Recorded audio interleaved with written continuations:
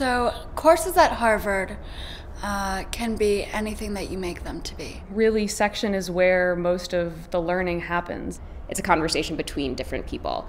And when you have a lot of students in a class, it's hard to sustain that conversation and to get everyone involved. I think there were probably more than 17 or 18 of us in that section, and it was mostly the TF walking around in the front of this classroom, like essentially calling people out and asking them to address certain points. And we were all in a circle, but everyone was talking to the TF, and nobody would challenge anything anybody said. It became very hard with 18 students, and a lot of students would end up filling through the cracks. In fact, I remember, now that I think about it, some of the days when we'd come into the room it was in, if every student was present, as I discovered on the day I returned the exam, they didn't all have chairs to sit at the table. So one of the students had to sit at a folding desk. So basically it was predicated on someone being absent almost every section so we could all even fit in this room. And that's partially a product of the section sizes, I think, growing since they built the classroom. It's conducive to a lot more of kind of like social loafing, if that's the right term. Like, there's a lot of people, maybe you realize, oh, I didn't get the chance to do the readings, and then you just say to yourself, oh, well, there's 13 other people in the class, someone else will talk. And I feel like that mentality in really large sections, it's kind of multiplies itself really quickly. There's a kind of psychological fallout from that, where students feel like if their work is not on the table, or their question or assertion or area of interest in the text under study doesn't get out there, then they stop looking for those things. And they stop reading as attentively, they stop thinking as carefully in section, and that creates not the best kind of energy in the classroom, I'll put it that way. We ended up having about 18 per class. And I realized when we were talking with the other TFs trying to come up with some rough guidelines for class participation, I started to realize that our goal obviously is everyone participating actively and contributing to the discussion. I realized that the class wouldn't work if everyone did that because the sections are too large and there's not enough time.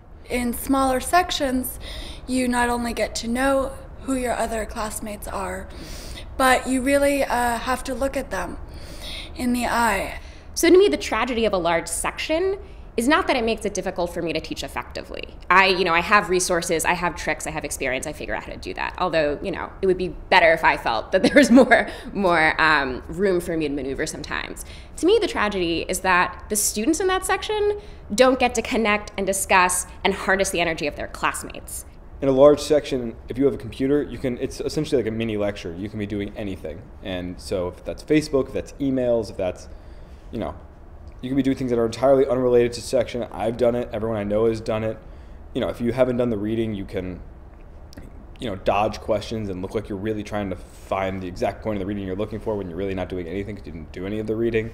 To be honest, I really don't remember a lot of my large sections because for the most part, I wasn't really participating that much. I felt like typically in large sections, students just talk to the TF. They don't really engage with each other, and it's harder to carry on a sustained discussion in a huge room. I'm more willing to ask questions in a smaller section to voice confusion. I feel more obligated to always show up in a smaller section. Smaller section size means that both for students and for TFs, you get to know the group of people that you're learning with, and then there's a much higher investment, I think, for the students to do well, for the TF to really engage.